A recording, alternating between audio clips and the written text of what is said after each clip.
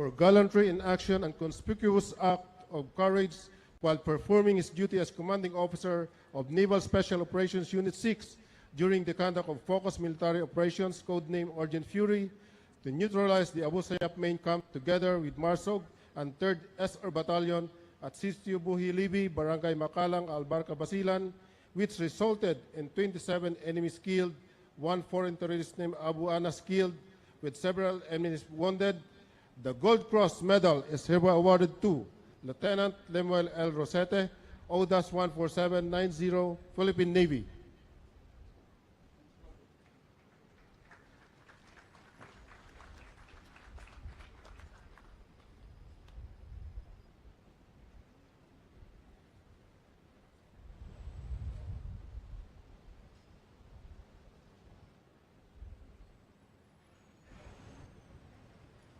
For gallantry in action while serving as pointman, automatic rifleman of Special Operations Platoon, Marine Battalion Landing Team 2, 2nd Marine Brigade, Philippine Marine Corps, Philippine Navy, during an encounter against more or less 50 fully armed ASG members led by Haurola Asbang at vicinity Sitio Punchukan, Sarhiron, Barangay Danag, Patikul, Sulu, which resulted to 2 enemies killed, 5 enemies wounded, and recovery of 2 M16 rifles of 5 magazines with 100 rounds of ammunition.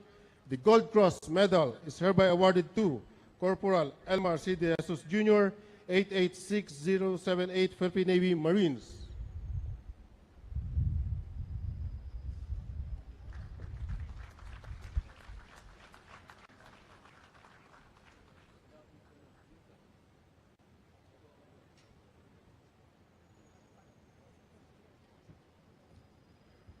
Pursuant to General Orders Number 414, dated 22 May 2017, the Philippine Fleet is hereby adjudged as the Type Command of the year 2017. To receive the award is the Commander Philippine Fleet, Rear Admiral Gaudencio C. Collado Jr., Armed Forces of the Philippines.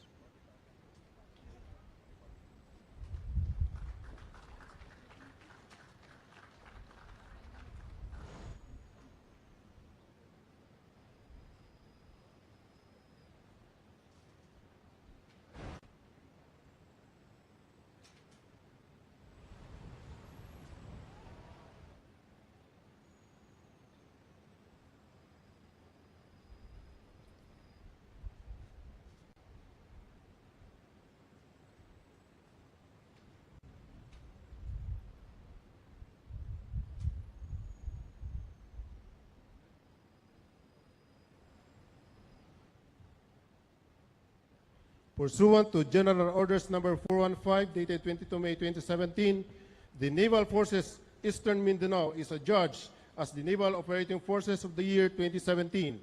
To receive the award is the Commander, Naval Forces Eastern Mindanao, Captain Ramil Roberto B. Enriquez, Philippine Navy General Staff Corps.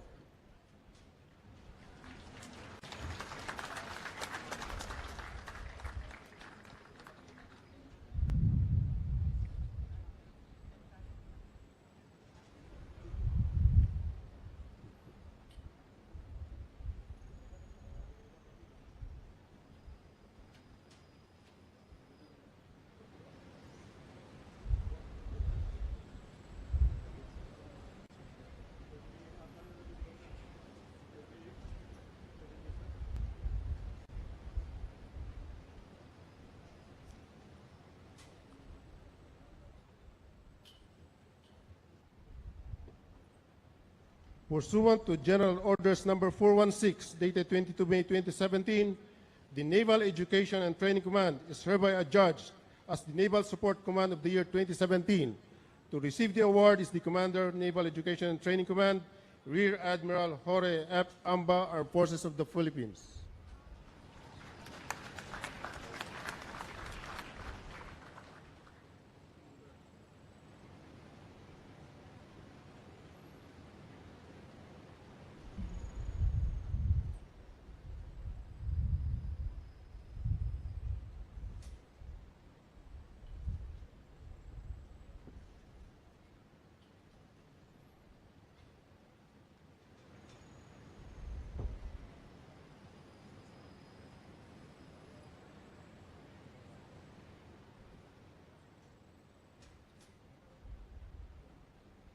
Once again, let's give a warm round of applause to all the awardees.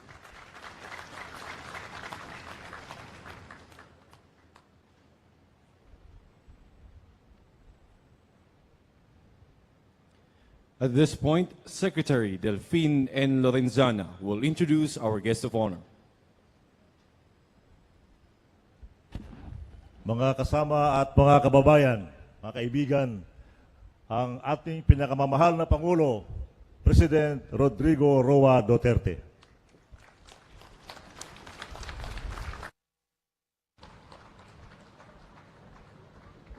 Kindly sit down. Thank you. Secretary Delphine Lorenzana, General Anyo, Vice Admiral Joseph Mercado, Lieutenant General Leonardo Guerrero, the officers and staff of the Philippine Navy, fellow workers in government, my beloved countrymen. I have a very short speech, which is always prepared. But before I read it, I'd just like to communicate with you what is in my heart. There is a strife going on in the Philippines, and I grieve the loss of my soldiers and policemen.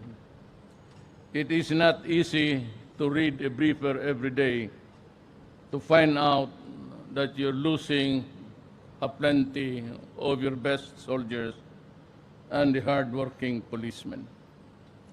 As I have warned the country before, that Marawi was the bedrock of the manufacture of illegal chemical called shabu.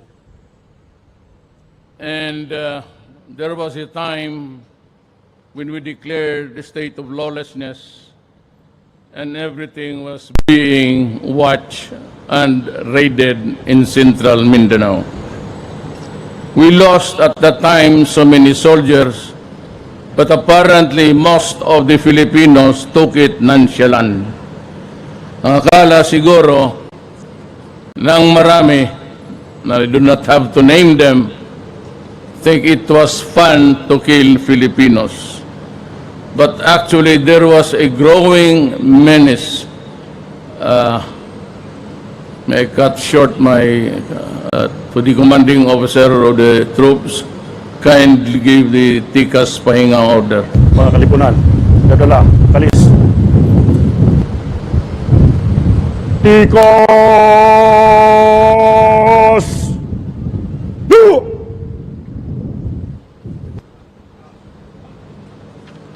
And I remember very well that during the first command conference of the AFP-PNP, I specifically warned everybody that there is more dark clouds ahead of us. And I was referring to the contamination of the ISIS, which was slowly creeping into our shores.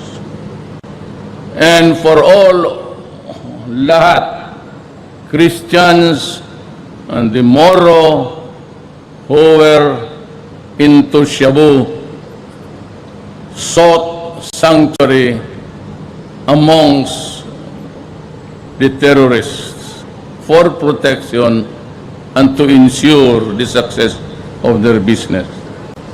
So much so that even Manila was already flooded, and we had to put an apparatus to stop it.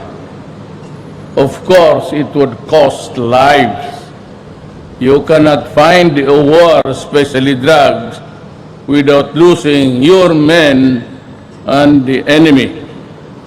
Marami ko, I lose 4, 5 soldiers and policemen every day.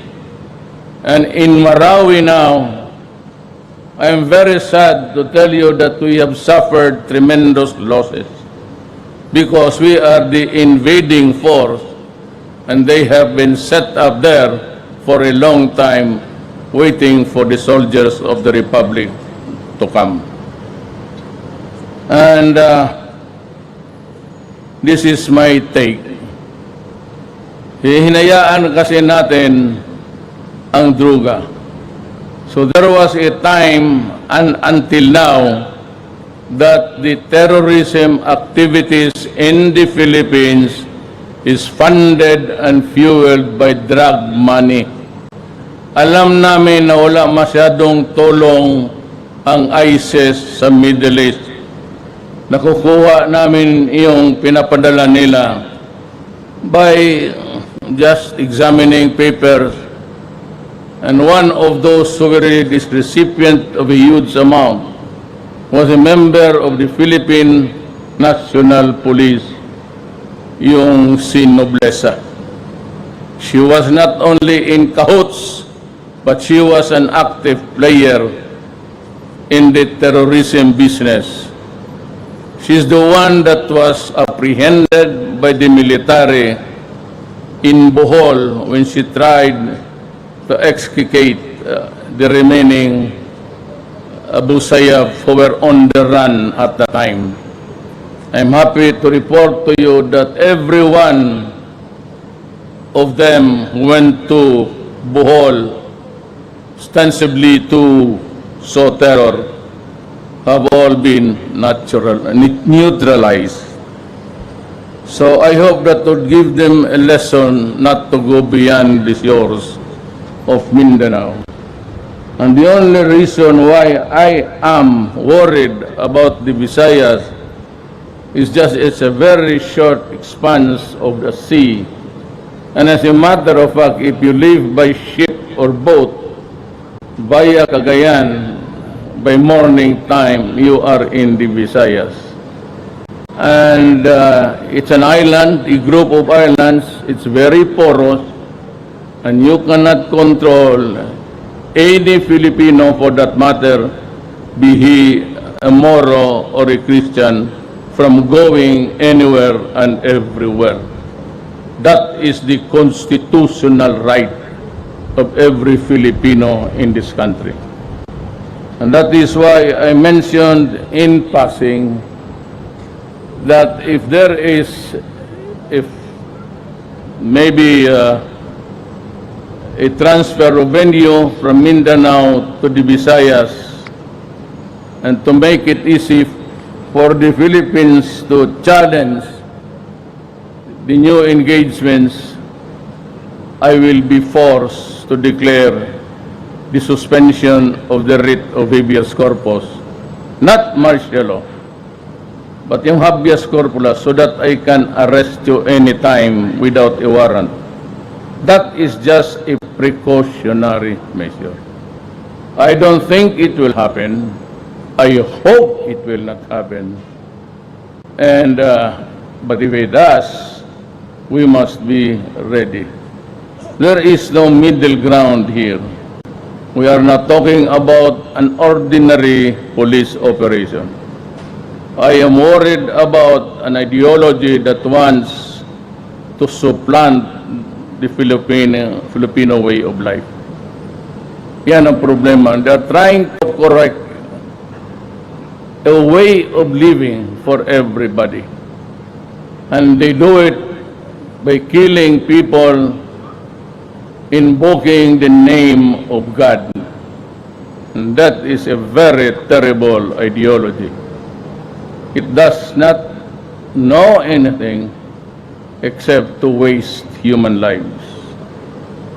So I give my salute, my respects to the men and women of the Armed Forces of the Philippines and the National Police. My salute and my deepest respect. And I grieve with the families